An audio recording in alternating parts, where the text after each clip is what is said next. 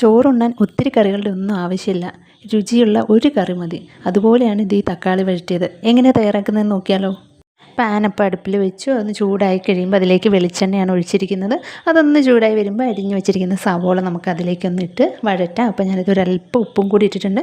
അതൊന്ന് വഴന്ന് വരട്ടെ. ഇപ്പോൾ ഏകദേശമായി. അതിലേക്ക് ഇത് അരിഞ്ഞു വെച്ച 2 തക്കാളിയും കൂടി ഇട്ടു. കുറച്ച് കറിവേപ്പില ഇട്ട് ഇതും ഒന്ന് വെന്ത് ഉടഞ്ഞ് വരുന്ന വരെ വെയിറ്റ് ചെയ്യാം. ഇപ്പോൾ ഏകദേശം അത് നന്നായി വെന്ത് ഉടഞ്ഞിട്ടുണ്ട്. ഇനി നമുക്കതിലേക്ക് കുറച്ച് മസാലപ്പൊടികളാണ് വേണ്ടത്. മുളക് പൊടി, മഞ്ഞൾപ്പൊടി ഇത്ര മതി. അപ്പം വളരെ എളുപ്പത്തിൽ തയ്യാറാക്കാൻ പറ്റും. അതിൻ്റെ പച്ചമണം ഒന്ന് മാറുന്ന വരെ നമുക്ക് വെയിറ്റ് ചെയ്യാം. അപ്പോൾ ഇതേ ഓൾമോസ്റ്റ് ആയിട്ടുണ്ട്. ഇത്രയേ ഉള്ളൂ. ഉപ്പും എരിവെല്ലാം പാകമാണോ എന്ന് നോക്കുക.